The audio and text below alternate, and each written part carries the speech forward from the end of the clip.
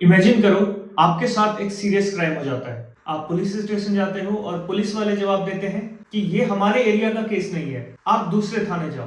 पर दोस्तों, लॉ कहता है ऐसा नहीं हो सकता।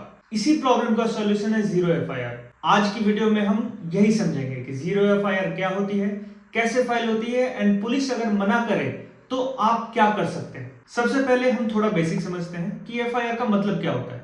First, information report. जब भी कोई कॉग्निजेबल ऑफेंस होता है जैसे मर्डर, रेप, किडनैपिंग, थेफ्ट, तो पुलिस को एफआईआर लिखनी मैंडेटरी हो जाती है।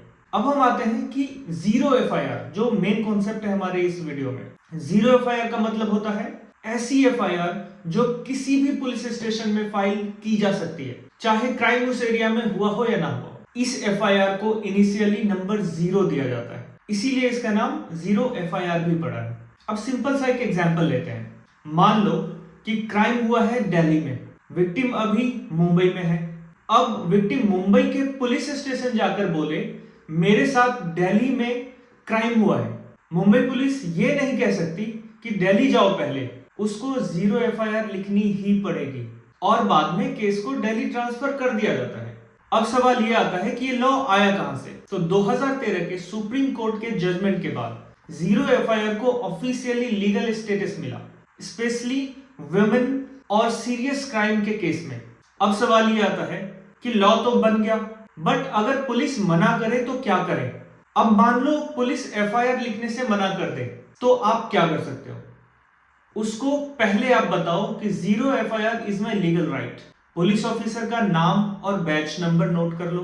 अगर फिर भी वो एफआईआर नहीं नोट करते, जीरो एफआईआर नोट नहीं करते, तो आप पुलिस ऑफिसर का नाम और बैच नंबर नोट कर लो और उनके सीनियर ऑफिसर जैसे एसपी, एएसपी जो भी हैं, उनके सीनियर ऑफिसर को एक रिटन कंप्लेंट दे दो। या फिर अगर उनके सीनियर ऑफिसर भी नहीं सुन रहे तो आप मजिस्ट्रेट के पास सीधा section 156 sub clause 3 of CrPC के तहत डायरेक्ट कोर्ट जा सकते हो।